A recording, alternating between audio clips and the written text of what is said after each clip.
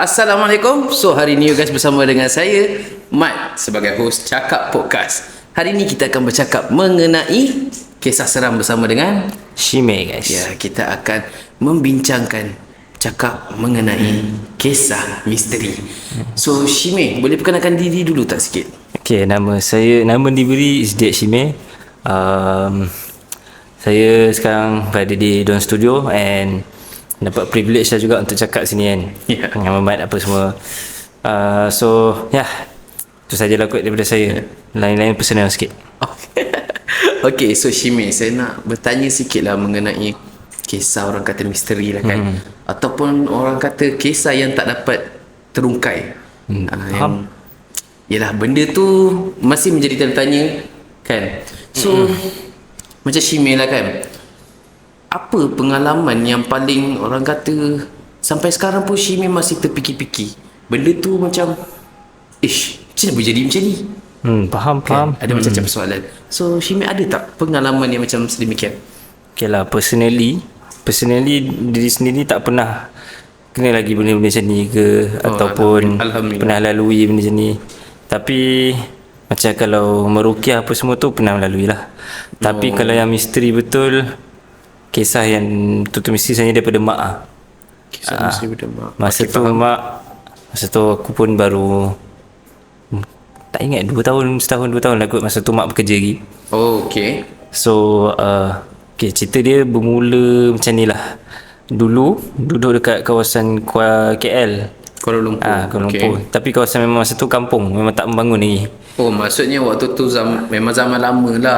Baru nak naik lah orang kata. Memang semua kawasan kampung masa tu KL dekat Kampung Pandan, rumah kayu lagi semua.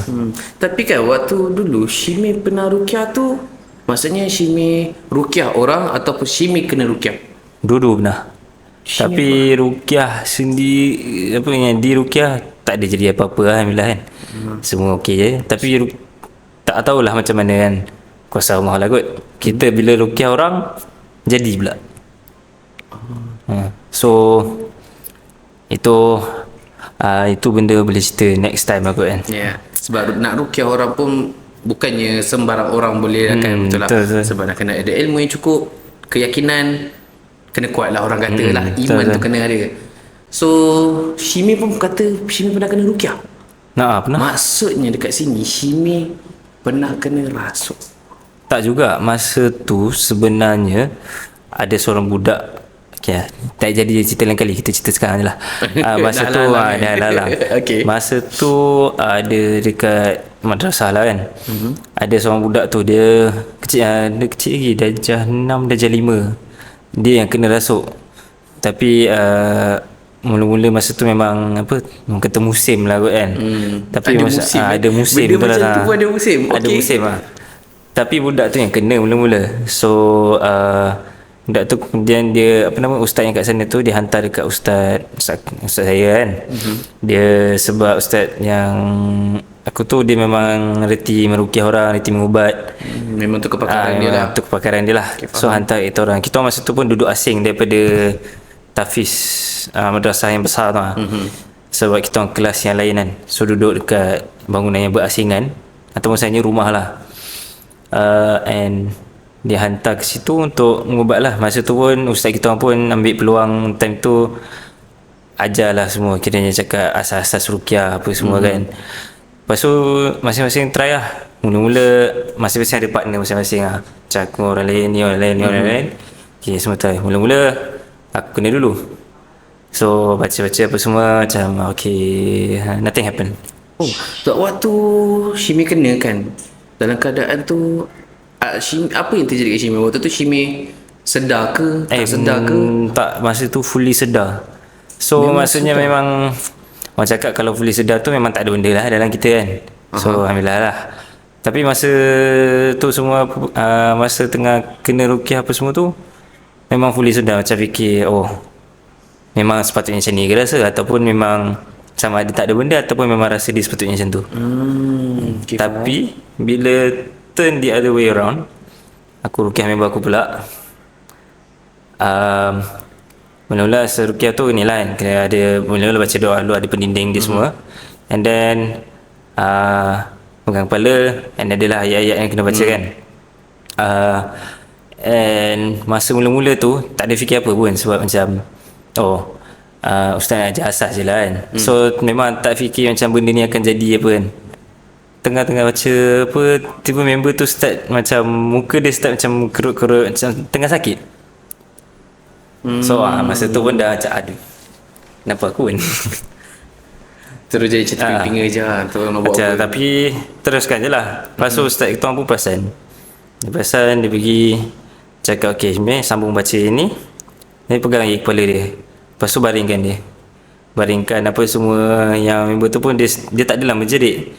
Tapi dia start cakap yang sakit. Dia cakap banyak Nah, kali dia cakap sakit kan. Still dalam hati, dalam otak, kepala otak pun masa tu fikir macam ni betul ke ataupun member yang saja kan. Ya, sebab kadang ada orang berlakon, orang kata nak attention. Betul. Attention. Sebab benda ni memang kadang ada berlaku. Betul. Tapi itulah, lepas dah baring apa semua tu, ustaz pun cakap okey, dah habis baca tu lepaskan je. And kan orang cakap memang lepas kita dah baca benda tu, kita akan boleh bersembang dengan benda tu kan. So kiranya yang kawan aku tu dah memang tak ada lah sebenarnya, dah tak sedar lah time tu. Okay, so ada orang lain. So mulalah sesi bersoal siasat lah boleh katakan. Tanya-tanya yang apa nama, kalau takut yang terkejutnya time tu, dia jawab tapi bukan suara member lah. Suara dia terus suara orang lain. Yang member tu suara dia garau-garau sikit tau. Okay. Tapi yang keluar halus. Oi. Sebab yang badan besar, badan yang betul besar. Yang jenis besar, tinggi, tegap. Suara pun garau-garau, suara besar. Macam oi. Macam tu kan. Tapi dia berubah suara halus berubah kecil. macam suara kartun lah. Bukanlah kartun, macam suara budak sikit lah. Okay, suara budak. Okay, dia cakap apa semua, dia daripada mana, apa bagai. And soalan paling penting ustaz cakap, tanya dia Muslim ke tak kan. Sebab kan dia soalan ni bukanlah first, macam kita kena tanya-tanya sampai tanya itulah. And apa nama, lepas dah tanya tu dia cakap dia Muslim apa semua. Lepas tu tanya dia nak keluar ke tak daripada situ, daripada badan orang tu lah. Kalau dia keluar, dia cakap okey apa semua, dia akan keluar jalan. Sebab benda ni dia ustaz cakap dia pun ada hidup juga kan. Kan jin apa semua memang ada hidup apa semua. So tanya dia nak keluar elok ke, ataupun kalau tak kena berkasar lah, ataupun kena paksa dia lah kan, untuk keluarkan. Tapi dia pun cakap okey dia akan keluar apa semua, tak ada masalah. So baringkan member balik, baca sikit, lepas tu dah okey. Semua berjalan dengan semua lancar. berjalan dengan lancar. Yang lepas tu yang terkejutnya still macam fikir lagi macam betul ke aku buat benda ni kan. Tapi bila member dia dah macam sedar sikit kan, cakap kau perasan tak apa benda jadi apa semua kan. No, aku tertidur ke. Dia macam what happened. Dia memang tak sedar. Memang tak sedar apa yang jadi. Dia cakap tadi aku rasa kau pegang kepala aku, lepas tu tahu-tahu hilang lah. Dia ingat dia tertidur. Best aku, dia rasa macam kena usap kepala. Dia sampai tengah layan kan. Tapi tak rasa apa. Tak sedar langsung. Tak sedar apa. Tu suatu pengalaman yang tak semua orang dapat lah, orang kata. Tapi tu lah, kan masa sebelum tu ada budak tu kan. Budak tu still ada tau situ, yang kelakar sikit lah lepas tu kan. Sebab budak tu masa kena tu dia macam nampak, dia macam kasyaf dia terbuka, kasyaf hijab dia terbuka. Hijab dia terbuka, so dia macam nampak ah. So dia nampak benda tu. Dia nampak saja masa member tengah baring tu, dia nampak benda tu keluar. Tapi yang subhanallah. Tapi yang goofy-nya tanya dia keluar macam mana kan. Dia keluar ikut buntut. Dia nampak. Okey, ini kelakar. Tapi benda tu sebenarnya seram tau. Tapi dia saja semua tengah macam tengah takut lah juga kan. Tu masa tu semua pun muda-muda lagi apa semua kan. Masing-masing baru apa 14-15 tahun kan. Tapi dia cakap benda tu okey, dia nampak benda tu keluar, dah takut. Dia cakap keluar ke buntut, tak jadi takut dah. Mungkin tu tempat yang paling mudah untuk keluar. Mungkin takut kan, alam-alam dah terkentut tu dia keluar sekali kot. Dia kentut dia keluar sekali. Okey. Okey Hashimi, so itu dasar pengalaman kanan rasul lah. So berbalik kepada cerita kisah Mak Shimi macam mana tadi? Dekat Kuala Lumpur. Betul, Kuala Lumpur. Dia misteri gila hari ni bagi aku. Sebab masa mak aku cerita tu aku macam what? Rumah tu okay, untuk konteks lah, dalam cerita ni nanti ada satu rumah tau. Rumah tu still ada. Rumah Kawasan tu, maksudnya yang rumah-rumah sampai kayu tu sekarang masih ada? still ada. Sampai sekarang? Oh, Dalam okey. Kampung Pandan tu memang ada satu tempat yang ada rumah-rumah kayu. Sikit lah, tak banyak, tapi rumah tu ada. Maksudnya kawasan yang Mak Shimi duduk dulu tu adalah Kampung Pandan lah. Okey, so dekat situ kawasan waktu tu KL masih tak membangun, semua rumah kayu. Okey, faham. Kalau tak silap memang Kampung Pandan lah. Tapi memang area KL. Area KL lah situ, Kuala Lumpur. Okey. Tapi cerita dia masa tu kerja office lagi. Lepas tu on the way balik kerja dah dekat maghrib kan. So dia masa tu pun kereta, motor tak ada lagi kan. Ya, Kan zaman baru nak membangun kan. Transport mana ada, semua mahal. Betul. Yang pakai kayu lah. Tapi so jalan kaki lah balik. Jalan kaki memang jalan biasa yang mak aku lalu kawasan-kawasan rumah kayu tu apa semua. Lepas tu hujan. Hujan yang lebat jugalah. Mak aku tak ada bawa payung apa, berteduh lah bawah pokok. Masa tu pun call. So waktu tu dalam perjalanan dia balik kerja lah. Perjalanan laluan balik yang kerja. sama dia lalui setiap hari. Yes. Okey, faham. And masa tu pun dia on the way balik, dia dah terdur bawah pokok tu. Call lah ayah aku, cakap kan kat mana kan. Sebab ada payung getak ke apa. Tapi ayah cakap tengah ada meeting apa semua, tak sempat lah kan. Dia pun okey lah, tak ada pilihan lah, memang kena berteduh je ataupun berlari terus balik. Lencun kang demam, esok tak ada kerja pula. Betul kan. lah tu, So dia ambil keputusan untuk berteduh. Dia berteduh. Tapi time dia berteduh tu, ada rumah yang tak jauh lah daripada situ. Ada seorang akak, tak silap. Akak lah. Cantik. Memang ayu lah, ayu. Dia macam panggil-panggilan, cakap berteduh lah kat rumah. So rumah maksudnya dia. Orang yang berdekatan situ lah. Orang yang berdekatan kat situ, dah ajak. Yelah, cakap sebab dah tengok tersidai. Orang Melayu kan, siapa yang sampai hati nak biarkan orang dalam keadaan macam tu. Betul. Dah nampak, memang kita akan panggil je lah. Melayu kan berbudi bahasa. Kalau at least tak nak masuk pun, at least duduk berbumbung kan. Betul. Tapi dia panggil. So mak aku pun pergilah. Tak ada fikir apa lah, memang fikir orang nak tolong. So kita terima je lah. Pergilah teduh. Lepas tu dah masuk dalam rumah yang si akak tu bagi memang hospitality yang baik gila lah, aku cakap. Hospitality lah. Kiranya dah masuk bagi towel apa semua kan. Cakap lah duduk apa. Masa tu pun dulu mana orang tak pakai tudung sangat kan. Memang zaman jahiliah lah sikit kan. Tapi masa tu lap badan apa semua bagai. Lepas tu duduk lah kat kerusi kat ruang tamu. And akak tu pun aku cakap, akak tu pun bawa lah kan air TO kan. Serve air TO. Macam ibarat dia bukan duduk kat rumah orang, dia pergi masuk hotel lah. Boleh lah. dapat Memang macam nak datang raya ke apa semua. Dapat makan semua. Dia bagi air TO. Sambil tu pun dia sembang-sembang. Cakap dia pun dapat tahu. So rupanya bukanlah akak muda lagi lah. Adik lah. So memang dia duduk situ lama, dia cakap. And dia memang duduk seorang situ. Tapi rumah dia pun kemas lah, simple house. Namanya simple house kan. Akak muda cantik duduk seorang-seorang kat rumah area KL. Kayu. Okey. Tapi itulah, sembang lama juga aku cakap. Sembang sampai hujan belumlah berhenti lagi. Tapi dah start renyah. Dah slow, dah reda lah orang kata. Lama lah bersembang. Bersembang tu memang lama agak berheret lah juga kan. Tak sedar, tak tahu hujan dah renyah ya. Lepas tu aku pun cakap okey lah, ni pun memandang dah memang lambat sikit kan, sebab dah malam lah juga kan. Tu dah malam. Dah malam lah. Sebab masa nak balik tu dah dekat maghrib kan. Lepas tu cakap lah okey nak ambil diri dulu, nak balik lah. Lepas tu akak pun cakap tunggu jap, dia bagi payung sebab still hujan kan. Still hujan sikit, nanti kan balik basah. Dia pun bagi payung, mak pinjam. So aku pun okey lah, terima kasih. Cakap nanti dia pulang balik. Yang akak cakap tak apa, tak payah pun, boleh je simpan kan, tak ada masalah. Aku pun tak apalah, dia cakap, dia fikir okey lah, dia cakap okey je lalu. Tapi balik lalu kan, ingat esok sebab balik kerja lalu lagi, bagi je lah kan. Sebab laluan yang sama kan, mesti jumpa lagi, pulang je lah. Tapi itulah, tak fikir apa, balik. Ayah ceritalah kat ayah aku, ada orang ni tu ni kan. Tak silap ayah aku cakap masa tu macam dah terfikir juga kan, sebab kawasan situ memang ada rumah. Tapi ada beberapa rumah tu memang tak ada orang kat area situ lah. Okey, faham. So tapi still tak fikir apalah, memang fikir Allah nak bantu, tolong hantar orang untuk kan. So tak fikir apa.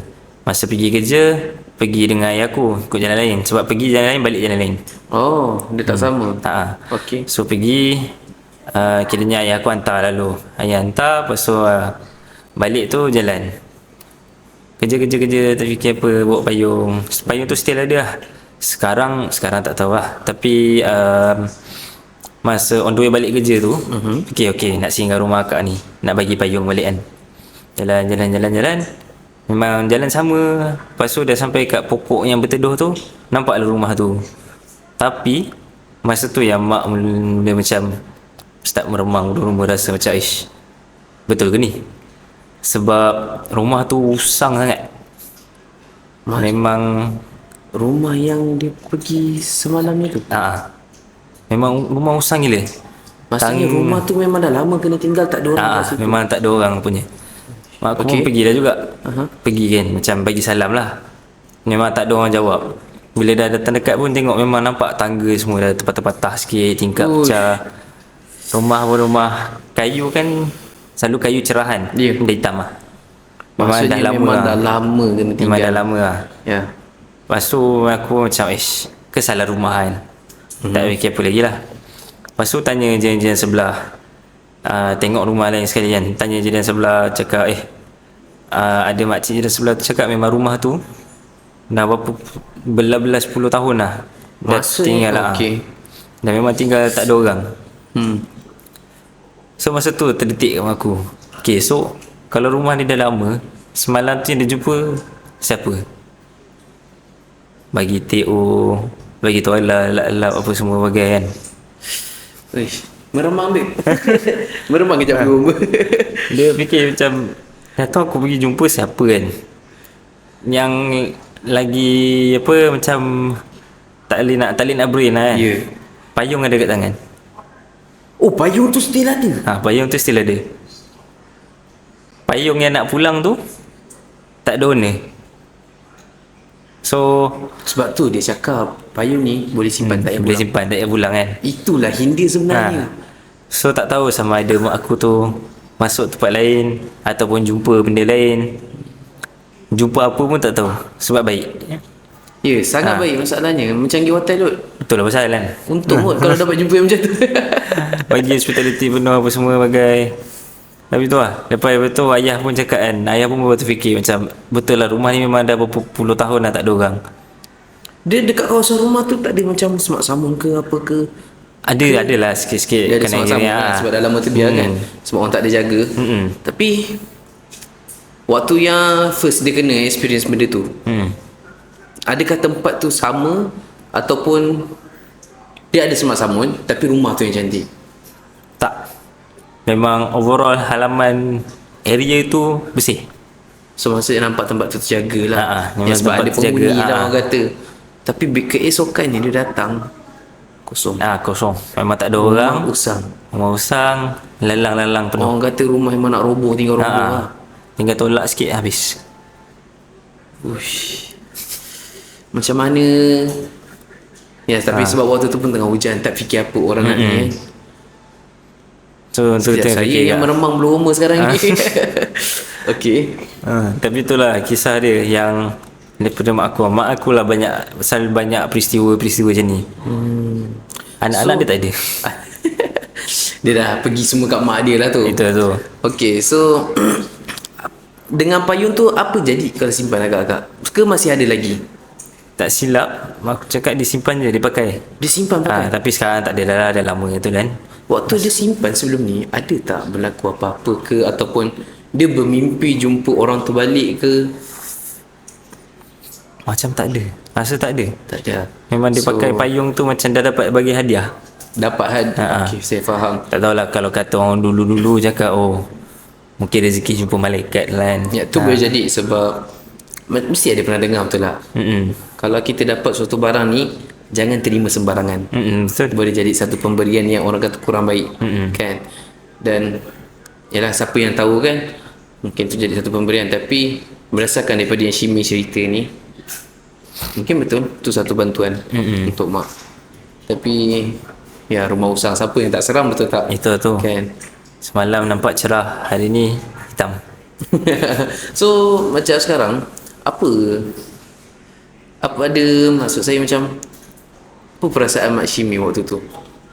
Waktu tu perasaan dia. Ya, lepas dia dah sedar yang rumah dia begitu, rumah usang. Adakah dia macam terus panik ke, ataupun dia macam Oh, okey. kata Dia ni cakap lah kan. juga. Dia buntu tapi takut lah kan. Tapi tak adalah panik macam gelabah, tak ada gelabah. Tak ada gelabah. Dia macam berfikir je macam, oh. Ya, sebab terkejut kan. Ya. Sebab ada setengah orang kalau kena macam tu, boleh kata orang akan terus panic attack, boleh pingsan. Dan itu pun agak berbahaya sebenarnya. Ataupun benda kena lagi teruk boleh jadi kan. Betul. Seloknya kita elakkanlah benda tu. Okey. So saya nak tanya dengan Shimi, berdasarkan pengalaman mak lah kan. Apa yang kita kena buat kalau terjadi kat diri kita benda tu? Apa yang nak buat Ya. daripada experience ni sendiri tak tahulah kan. Tapi kalau orang cakap, satu, jangan gelabah. Jangan macam terlalu, bukanlah overreacting, tapi stay calm lah. Stay calm. Ingat ayat kursi apa semua kan. Kalau benda yang tak baik lah, Orang kata membaca lah. membaca, and teruskan je perjalanan. Itulah yang cakap. So maksudnya macam nak kena buat amalan sikit. Itulah orang kata apa, pendinding Pendinding lah. Nak keluar, masa kau cakap nak keluar dan balik rumah, ayat kursi apa semua kan. Ya, kadang orang kata nak keluar rumah kaki kiri and then baca macam ni kan. Tu adalah sebahagian daripada pendinding lah orang kata, betul. Tapi macam Shimi, sebab Shimi kata mak dah pernah kena, mungkin ayah pun mesti ada pernah kena, betul tak? Kan. Tapi Shimi dengan adik-beradik tak pernah lalui benda-benda macam ni. Personally aku tak. Tapi melainkan Rukiah tu, perasan lah macam lah biasa tengah masa mula-mula pindah rumah dia dulu. Owner rumah dulu Cina. Perasan lah masa mula-mula masuk tu, mesti kadang-kadang meremang bulu rumah, rasa macam ada orang tengok kan. Tapi physically nampak benda tu ke apa, dengar ke, tak pernah. Tak pernah lagi. Baik. Kalau kakak pun, kakak sulung juga selalu nampak kelibat-kelibat itu je. Dia je lah pernah ni. So kan, tanya, kan Shimi ada kata yang dulu Shimi pernah kena rasuk. Bukanlah pernah kena. Shimi bukan, tak pernah kena. Tak pernah kena. So Shimi pernah rukiah orang untuk saja belajar. So kalau kena rasuk lah orang kata kan, apa yang kita nak kena buat? Kalau kena rasuk Sebab kadang kita tak sedar pun benda tu kan. Macam siapa member Sador tadi kan, dia kata dia tidur. Dia tidur. So orang yang kat sekeliling tu macam mana, apa nak kena, apa reaction yang diorang kena buat? Sebab ada setengah orang kata boleh jadi bila orang tu kena rasuk dia mengamuk. Kadang sampai pukul orang, betul. Betul. Kan kita, jadi apa yang kita nak kena buat? Kalau ikut apa yang belajar time tu, satu, kalau dah tahu ada orang tu kena rasuk, kita sendiri yang orang sekeliling baca pendinding juga. Buat pendinding dulu. Diri dulu, okey. Sebab benda tu, memang benda tu boleh berpindah. Oh, so maksudnya dia macam kena tempias lah. Okey. Boleh berpindah, ataupun yang orang ni memang dah ada trigger ke apa kan. Baca pendinding, and kalau boleh buat apa yang boleh bantu lah. Daripada segi fizikal dan spiritual lah orang kata kan. Bantu dalam apa-apa kursi ke, doa ke apa kan. So dia jalan yang terbaiknya, kita mungkin kita buat pendinding diri kita bantu sebaik mungkin. And kalau benda tu tak selesai, kita panggil orang yang lebih arif lah, orang kata, yang lebih mahir dalam benda-benda macam ni. So saya nak tanya dengan Shimi lah, Shimi, apa nasihat nak bagi dekat orang yang tengah tengok, andai kata diorang mengalami perkara yang sama ataupun diorang mengalami benda misteri ni? Benda misteri. Ya, Apa yang Syimi nak bagi tahu kat diorang? Nasihat Ya. paling penting, satu, jangan lupa Tuhan. Saya rasa ingat benda tu memang ada, tapi siapa yang lagi berkuasa. And dua, selalu nak keluar balik rumah tu baca pendinding lah. Lagi-lagi kalau ada budak kecil kat rumah, baca ayat kursi lah. Ayat kursi Macam- paling ni lah orang kata. Dia ringkas tapi banyak manfaat fadilat dia lah.